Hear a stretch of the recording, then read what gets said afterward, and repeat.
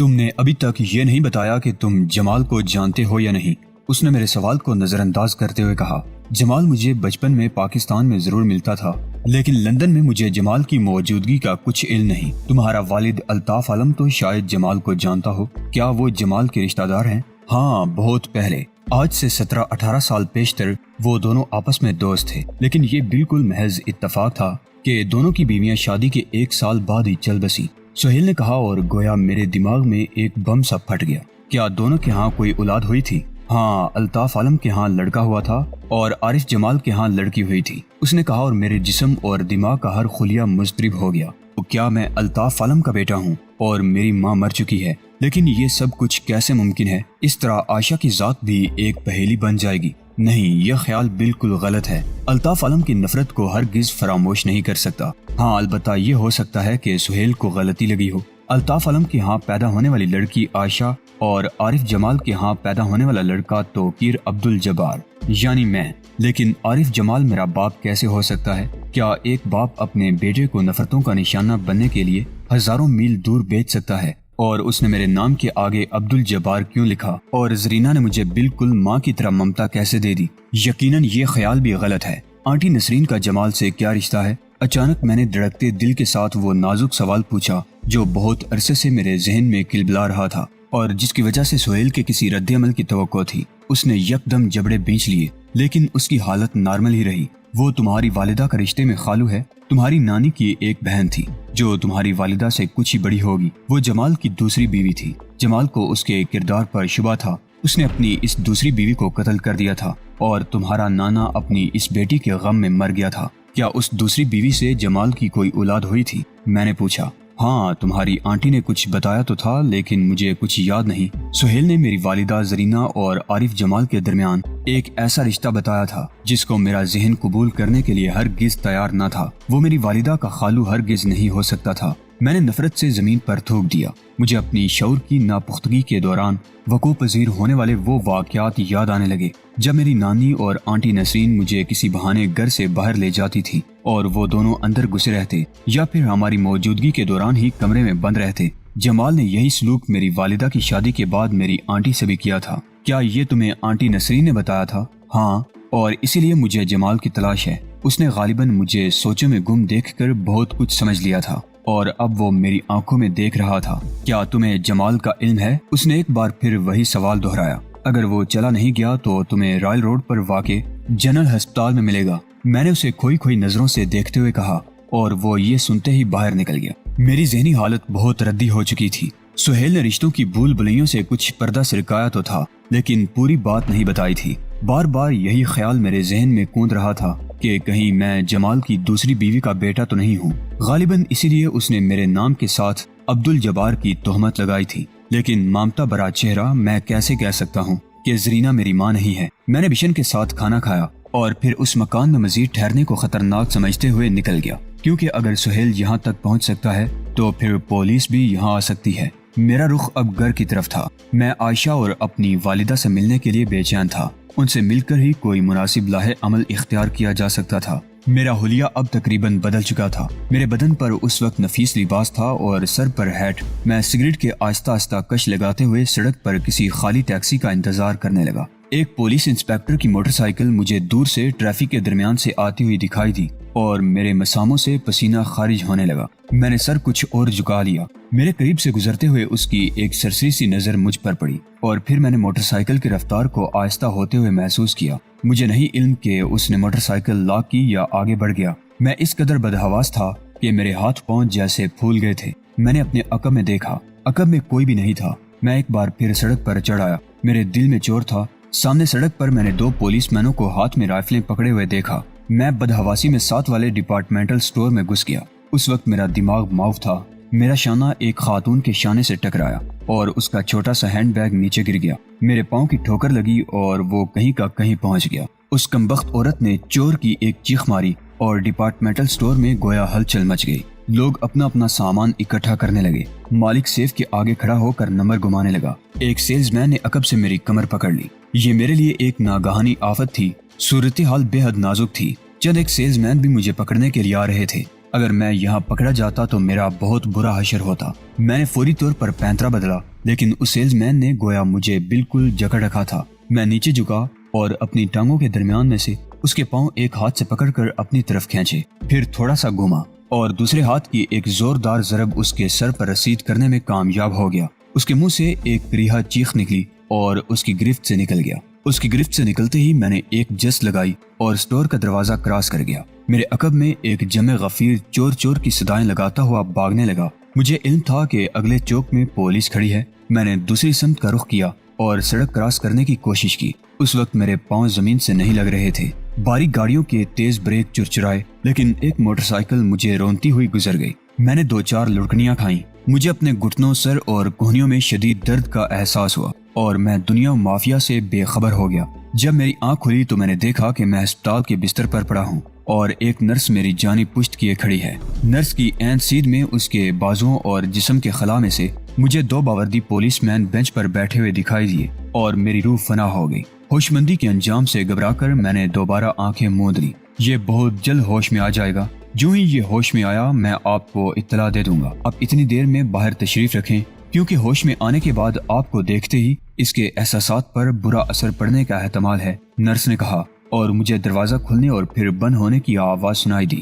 گویا وہ جا چکے تھے۔ اب غالباً نرس مجھ پر جھکی ہوئی تھی۔ اس کی گرم گرم سانسوں کا لمس میں اپنے چہرے پر محسوس کر رہا تھا۔ پپوٹوں کی ذرا سی جنبش میرا بانڈا پھوڑ سکتی تھی، لیکن اپنے انجام کا خوف اس حد تک مجھ پر طاری ہو چکا تھا کہ میں بالکل بے حس و حرکت اور ساکت ہو کر رہ گیا۔ اس نے 1-2 بار پھر میرے چہرے اور جسم کو ٹٹول کر دیکھا اور اس کی تشویشناک بڑبڑاہٹ سنائی دی۔ ابھی تک تو اس کو ہوش میں آ جانا چاہیے تھا۔ میں ڈاکٹر کو بلاتی ہوں، اور پھر وہ غالباً ڈاکٹر کو بلانے کے لیے کمرے سے نکل گئی۔ میں نے آنکھیں کھول دی اور سب سے پہلے ٹٹول کر بیلٹ میں اڑسے ہوئے ریوالور کا لمس محسوس کیا، لیکن ریوالور غالباً تلاش کی بینٹ چڑھ چکا تھا۔ اچھی طرح ٹٹولنے پر بھی مجھے اس کا لمس محسوس نہ ہوا۔ اب مجھے قرار واقعی سزا سے دنیا کی کوئی طاقت نہیں بچا سکتی تھی۔ میں نے اپنی کلائی پر نگاہ ڈالی۔ میری گھڑی بھی اتار لی گئی تھی۔ میں نے دیوار گیر کلاک کو دیکھا۔ ابھی رات کے 9 بجے تھے۔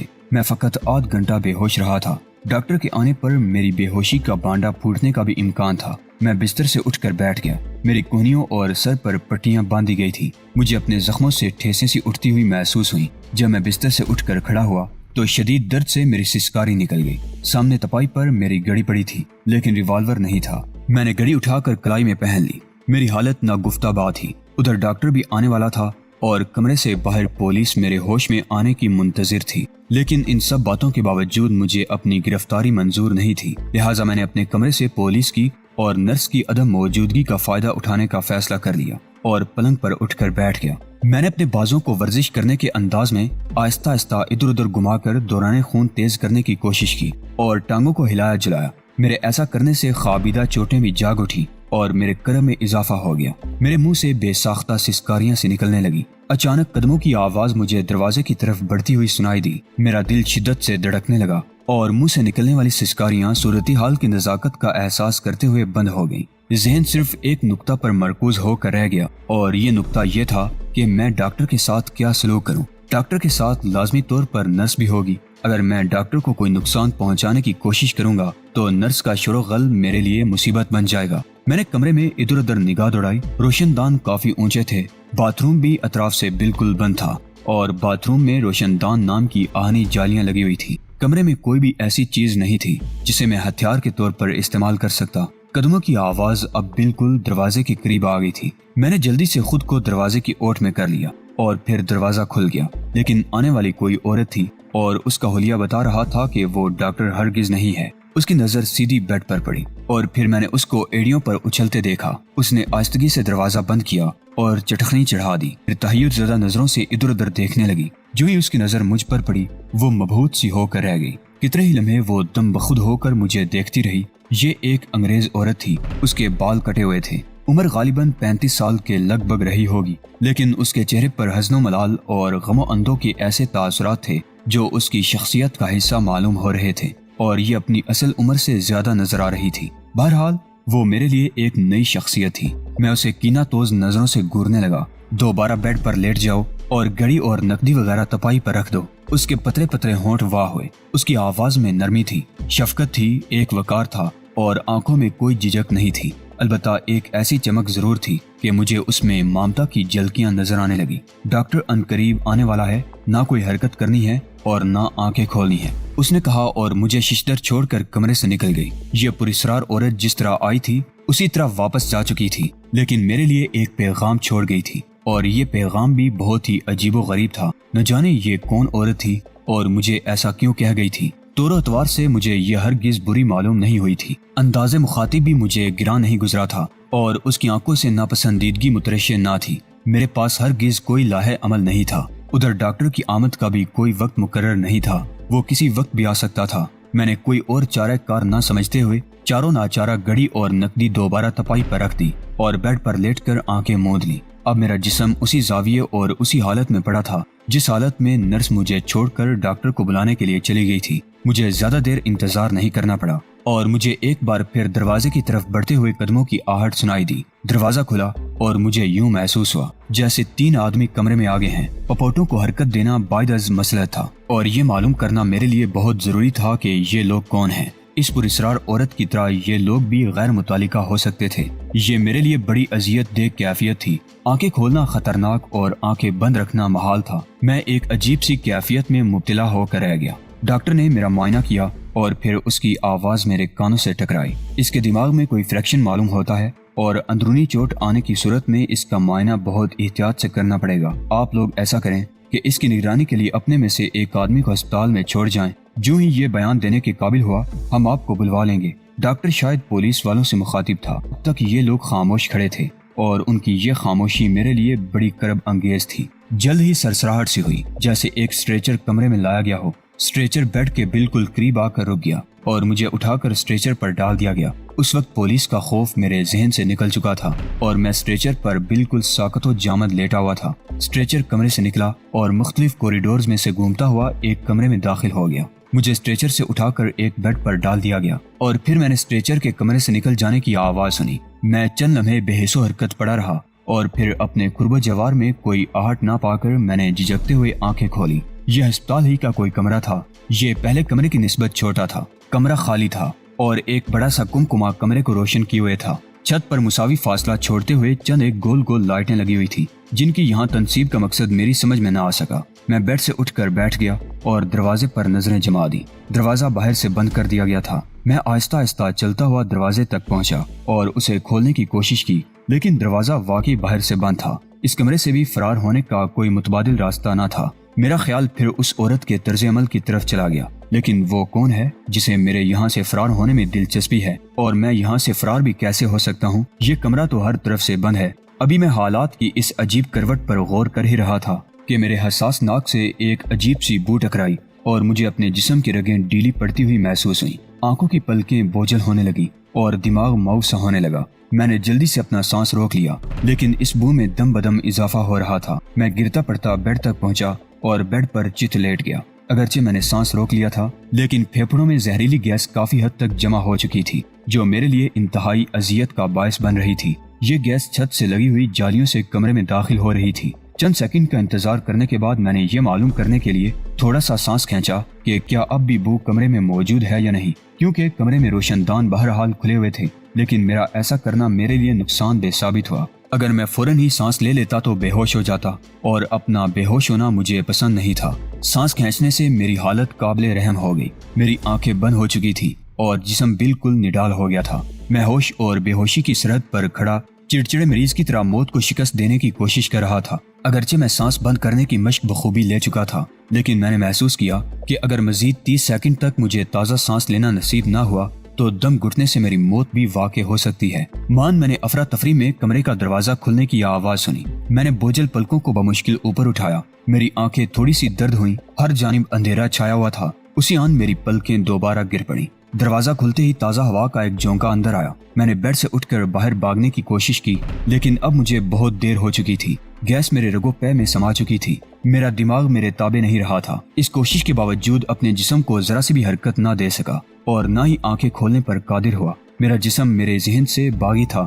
صرف ذہن جاگ رہا تھا، اگرچہ اب سانس کی آمد و رفت جاری تھی، لیکن ہوش اور بے ہوشی کے درمیان کی اس کیفیت میں تھا جہاں میں نہ بول سکتا تھا، نہ دیکھ سکتا تھا اور نہ کوئی حرکت کر سکتا تھا۔ اور یہ عجیب و غریب کیفیت زہریلی گیس کے خلاف میرے اعصاب کی جنگ کے نتیجہ میں رونما ہوئی تھی۔ چند ہاتھوں نے مجھے اٹھایا اور باہر کی طرف لپکے۔ وہ بہت جلدی میں تھے۔ کچھ دیر پیدل چلنے کے بعد انہوں نے مجھے کسی گاڑی کی پشت والی سیٹ پر پھینک دیا۔ میں نے ایک دفعہ پھر آنکھیں کھولنے اور اپنے جسم کو جنبش دینے کی کوشش کی، لیکن میری یہ کوشش لا حاصل رہی۔